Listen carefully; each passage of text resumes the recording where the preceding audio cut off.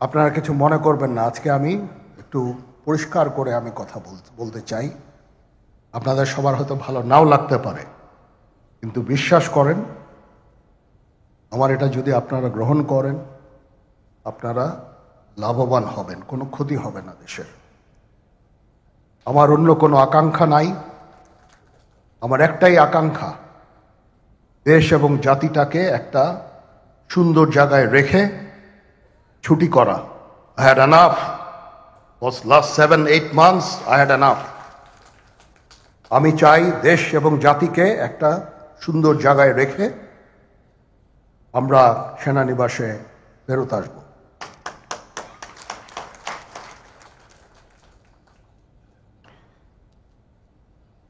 আরেকটা জরুরি বিষয় যেটা আমি ভাবলাম যে আপনাদের সাথে আমি শেয়ার করি। দেশের এই আইন শৃঙ্খলা পরিস্থিতি খারাপের পেছনে কিছু কারণ আছে। প্রথম কারণটা হচ্ছে যে আমরা নিজেরা হানাহানির মধ্যে ব্যস্ত, একজন আরেকজনের বিরুদ্ধে বিষোদ্গারে ব্যস্ত। এটা একটা চমৎকার সুযোগ অপরাধীদের জন্য। যেহেতু আমরা একটা অরাজক পরিস্থিতির মধ্যে বিরাজ করছি, তারা খুব ভালোভাবেই জানে যে এই সময়ে যদি এই সমস্ত অপরাধ করা যায় তাহলে এখান থেকে পরিত্রাণ পাওয়া সম্ভব। সেই কারণে এই অপরাধগুলো হচ্ছে। আমরা যদি সংগঠিত থাকি, একত্রিত থাকি, তাহলে অবশ্যই এটা সম্মিলিতভাবে মোকাবেলা করা সম্ভব হবে। Police, RAB, BGB, TGFI, NSI এগুলো দেশের জন্য অত্যন্ত গুরুত্বপূর্ণ কাজ করেছে অতীতে। খারাপ কাজের সাথে অসংখ্য ভালো কাজ করেছে। আজকে যে দেশের স্থিতিশীলতা, দেশটাকে যে এত বছর স্থিতিশীল রাখা হয়েছে, এটার কারণ হচ্ছে এই সশস্ত্র বাহিনীর বহু সেনা সদস্য, সিভিলিয়ান সবাই মিলে এই অর্গানাইজেশনগুলোকে, অসামরিক, সামরিক সবাই মিলে এই অর্গানাইজেশনগুলোকে এফেক্টিভ রেখেছে। সেই জন্য আজকে সুন্দর, এতদিন ধরে আমরা একটা সুন্দর পরিবেশ পেয়েছি। এর মধ্যে যারা কাজ করেছে, যদি অপরাধ করে থাকে সেটা শাস্তি হবে, অবশ্যই শাস্তি হতে হবে, না হলে এই জিনিস আবার ঘটবে। আমরা সেটাকে বন্ধ করতে চাই চিরতরে, কিন্তু তার আগে মনে রাখতে হবে আমরা এমনভাবে কাজটা করব এই সমস্ত অর্গানাইজেশনগুলো যেন আন্ডারমাইন না হয়। আজকে পুলিশ সদস্য কাজ করছে না, একটা বিশাল বড় কারণ হচ্ছে অনেকের বিরুদ্ধে মামলা, অনেকে জেলে। RAB, BGB, DGFI, NSI panicked. বিভিন্ন দোষারোপ, গুম, খুন ইত্যাদি তদন্ত চলছে। অবশ্যই তদন্ত হবে, দোষীদের বিচারের আওতায় আনতে হবে। এমনভাবে কাজটা করতে হবে যেন এই অর্গানাইজেশনগুলো আন্ডারমাইন না হয়। এই অর্গানাইজেশনগুলোকে যদি আন্ডারমাইন করে আপনারা মনে করেন যে দেশের শান্তি শৃঙ্খলা বিরাজ করবে, সবাই শান্তিতে থাকবেন, সেটা হবে না, সেটা সম্ভব না। আমি আপনাদের পরিষ্কার করে বলে দিচ্ছি, এই দেশের শান্তি শৃঙ্খলা রক্ষার দায়িত্ব খালি সেনাবাহিনীর না। 2 লক্ষ পুলিশ আছে, বিজিবি আছে, র্যাব আছে, আনসার ভিডিপি আছে, আমার আছে হচ্ছে 30,000 সৈন্য। এদেরকে আমি এই যে একটা বিরাট ভয়েড, আমি এই 30,000 সৈন্য দিয়ে আমি কিভাবে এটা পূরণ করব? 30,000 থাকে, আবার 30,000 চলে যায় ক্যান্টনমেন্টে, আরো 30,000 আসে। এটা দিয়ে আমরা দিন রাত আমরা চেষ্টা করে যাচ্ছি। এখানে যে সমস্ত উচ্ছৃঙ্খল কাজ হয়েছে সেটা আমাদের নিজস্ব তৈরি, এটা আমাদের নিজস্ব ম্যানুফ্যাকচার, আমরা নিজস্ব এইগুলো তৈরি করেছি।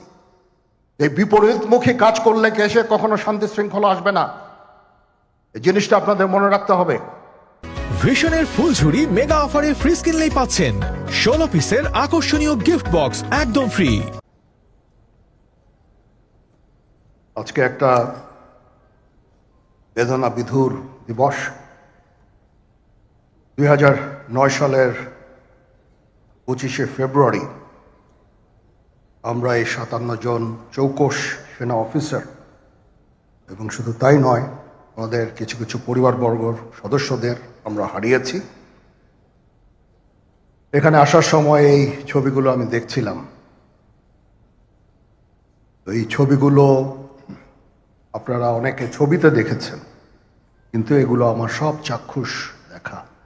আমি একটা চাক্ষুষ সাক্ষী এই সমস্ত বর্বরতার। একটা জিনিস আমাদের সবসময় মনে রাখতে হবে, এই বর্বরতা কোনো সেনা সদস্য করেনি, সম্পূর্ণটাই তদানীন্তন বিজিবি সদস্য দ্বারা সংঘটিত। Full stop. এখানে কোনো ইফ এবং বাট নাই। এখানে যদি ইফ এবং বাট আনেন, এই যে বিচারিক কার্যক্রম এতদিন ধরে হয়েছে, 16 বছর ধরে 17 বছর ধরে যারা জেলে আছে, যারা কনভিক্টেড, সেই বিচারিক প্রক্রিয়া ব্যাহত হবে। এই জিনিসটা আমাদের খুব পরিষ্কার করে মনে রাখা প্রয়োজন। এই বিচারিক প্রক্রিয়াকে নষ্ট করবেন না। যে সমস্ত সদস্য শাস্তি পেয়েছে তারা শাস্তি পাওয়ার যোগ্য। এখানে কোনো রাজনৈতিক নেতৃবৃন্দ এর মধ্যে উপস্থিত ছিল কিনা, ইনভলভ ছিল কিনা, বাইরের কোনো শক্তি এর মধ্যে ইনভলভ ছিল কিনা, সেটার জন্য কমিশন করা হয়েছে। কমিশনের চেয়ারম্যান এখানে আছেন, উনি এটা বের করবেন এবং আপনাদের জানাবেন। বটম লাইন হচ্ছে যে এই সমস্ত আমাদের এই চৌকস সেনা সদস্য যারা প্রাণ হারিয়েছেন, তারা প্রাণ হারিয়েছেন তদানীন্তন বিডিআর সদস্যদের গুলিতে। আমরা নিজেরা এই সমস্ত জিনিস নিয়ে অনেক ভিন্ন মত পোষণ করছি। কেউ কেউ এই জিনিসটাকে ভিন্ন খাতে প্রবাহিত করার চেষ্টা করছি। সেটা আমাদের জন্য মঙ্গলজনক হবে না। আজকে যদি আমার যে উপদেশ আমি কিছু দিয়ে যাব, সেটা যদি আপনারা গ্রহণ করেন, আপনারা লাভবান হবেন, আমি এটা আপনাদের নিশ্চিত করছি। আমরা নিজেরা ভেদাভেদ সৃষ্টি না করি, আমরা নিজেরা ইউনাইটেড থাকি। আমাদের মধ্যে যদি কোনো সমস্যা থেকে থাকে, কোনো ব্যত্যয় থেকে থাকে, কোনো গ্রিভান্সেস থেকে থাকে, সেটা আমরা আলোচনার মাধ্যমে সমাধান করব। এটার জন্য ডানে বায়ে দৌড়িয়ে কোনো লাভ হবে না, নিজের ক্ষতি ছাড়া কোনো লাভ হবে না। আমি আপনাদের এই জিনিসটা নিশ্চিত করে দিচ্ছি। কিছু কিছু সদস্যদের দাবি যে তারা 2009 সাল থেকে আজ পর্যন্ত বিভিন্ন শাস্তি পেয়েছেন। কেউ কেউ দায়ী করছেন যে তারা অযাচিতভাবে শাস্তি পেয়েছেন। এটার জন্য আমি একটা বোর্ড করে দিয়েছি, একজন লেফটেন্যান্ট জেনারেল সেই বোর্ডের সদস্য। প্রথম ফেজে 51 জন সদস্যর ব্যাপারে আমার কাছে রিকমেন্ডেশন নিয়ে এসেছে। তার রিকমেন্ডেশনের অধিকাংশই আমি গ্রহণ করেছি এবং আরও বেশি আমি দিয়েছি। নেভি এয়ারফোর্সও তাদের এই কার্যক্রম চালিয়ে যাচ্ছে। আমার স্ট্যান্ড পয়েন্ট হচ্ছে, যদি কেউ অপরাধ করে থাকে সেটার জন্য কোনো ছাড় হবে না, বিন্দু মাত্র ছাড় নাই। আমি আপনাদের পরিষ্কার করে দিচ্ছি, it is a discipline force. Discipline ফোর্সকে ডিসিপ্লিন থাকতে দেন।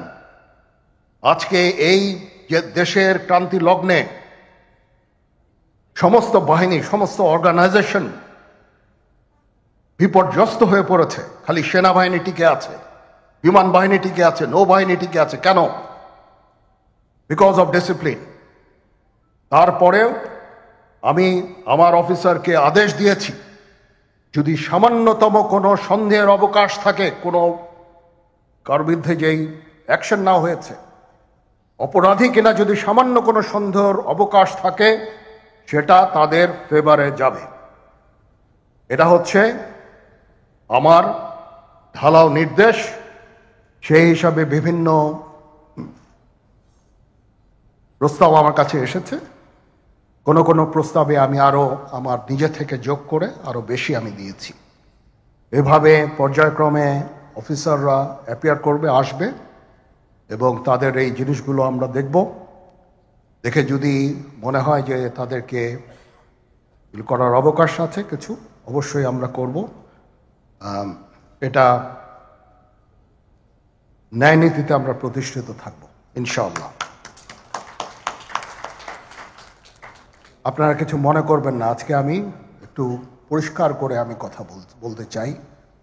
আপনাদের সবার হয়তো ভালো নাও লাগতে পারে, কিন্তু বিশ্বাস করেন, আমার এটা যদি আপনারা গ্রহণ করেন, আপনারা লাভবান হবেন, কোনো ক্ষতি হবে না দেশের। আমার অন্য কোনো আকাঙ্ক্ষা নাই। আমার একটাই আকাঙ্ক্ষা, দেশ এবং জাতিটাকে একটা সুন্দর জায়গায় রেখে ছুটি করা। I had enough. Was last 7-8 months I had enough. আমি চাই দেশ এবং জাতিকে একটা সুন্দর জায়গায় রেখে আমরা সেনানিবাসে ফেরত আসব।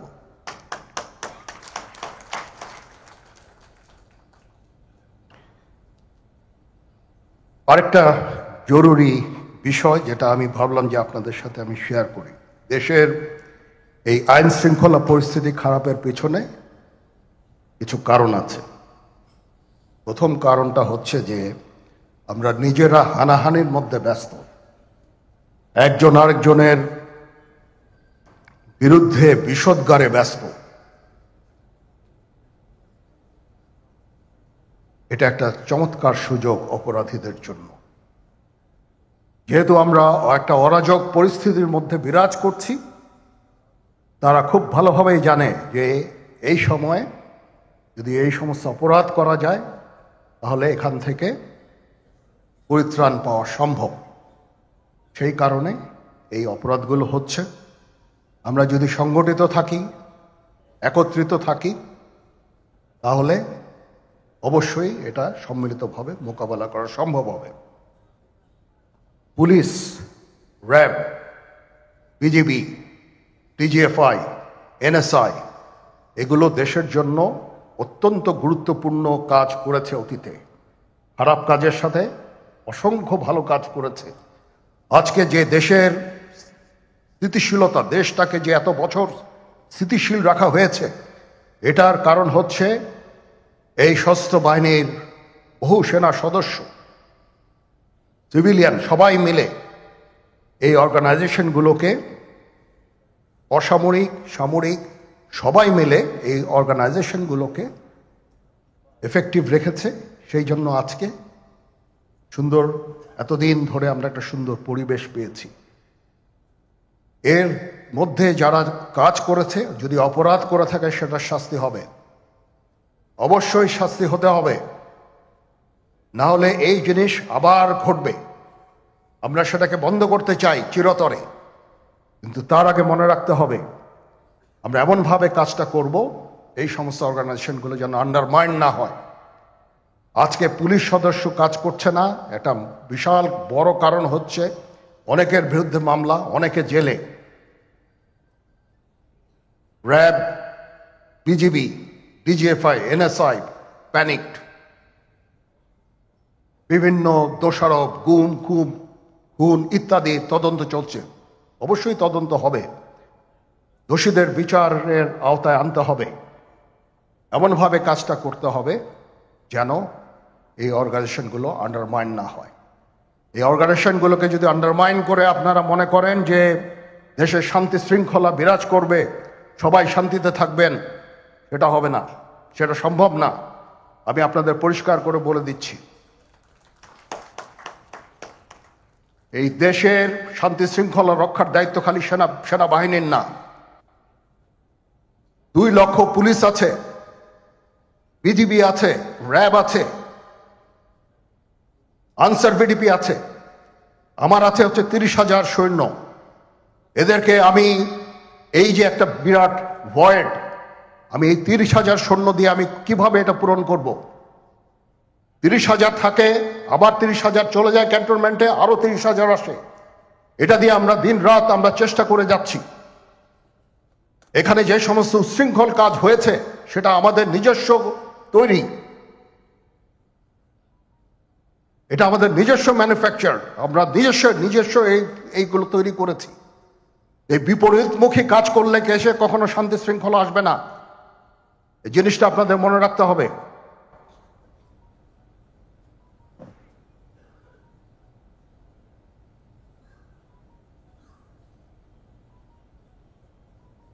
তদন্ত কমিশন হচ্ছে আবার আরেকটা, আমাদের সর্বদা আমরা চেষ্টা করব তদন্ত কমিশনকে সহায়তা করতে।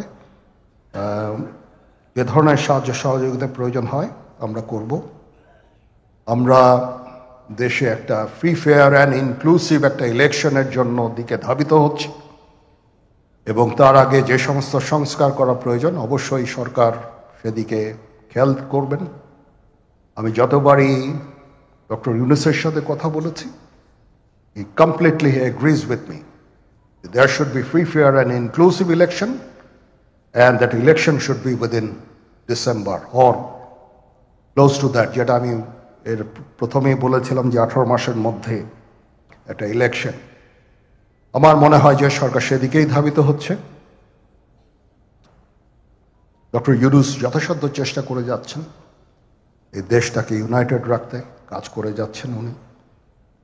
ওনাকে আমাদের সাহায্য করতে হবে, উনি যেন সফল হতে পারেন সেদিকে আমরা সবাই চেষ্টা করব।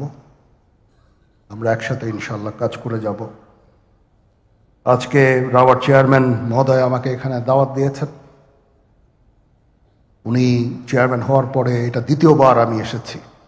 ওনার কাছে আমি কৃতজ্ঞ যে উনি আমাদেরকে আলাদাভাবে, বা রাওয়া আমাদেরকে আলাদাভাবে দেখছে না। সার্ভিং অ্যান্ড রিটায়ার্ড, আমি তো বলেছি প্রথমেই যে there should be any difference. আমি সেনা প্রধান হিসাবে সার্ভিংদের প্রতি আমার যেই দায়িত্ব, রিটায়ার্ডদের প্রতি এই দায়িত্বের একই দায়িত্ব, সামান্যতম কম বেশি না। সেই চেষ্টা আমি করে যাচ্ছি আমাদের লিমিটেড রিসোর্সের মধ্যে। আমরা হেলথ কেয়ারের উপরে বেশ কিছু কাজ করছি, নিজস্ব কিছু মেডিকেল হসপিটাল করার চেষ্টা করছি, ক্লিনিক করার চেষ্টা করছি, এবং আপনারা আস্তে আস্তে এগুলোর ফল ইনশাল্লাহ পাবেন।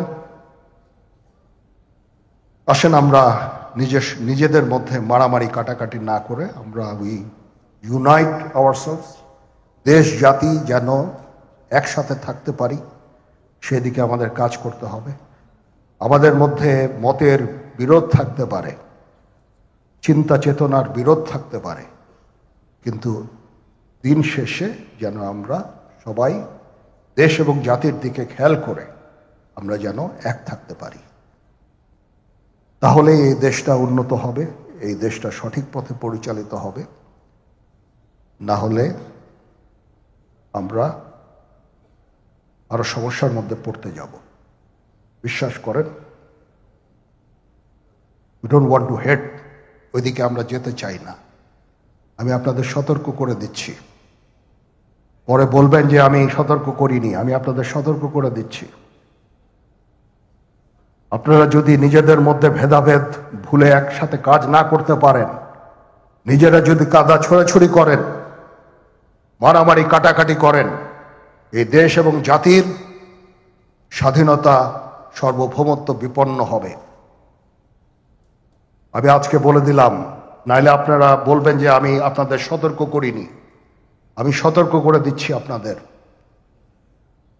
এই দেশ আমাদের সবার, আমরা সবাই সুখে শান্তিতে থাকতে চাই। আমরা চাই না হানাহানি, কাটাকাটি, মারামারি।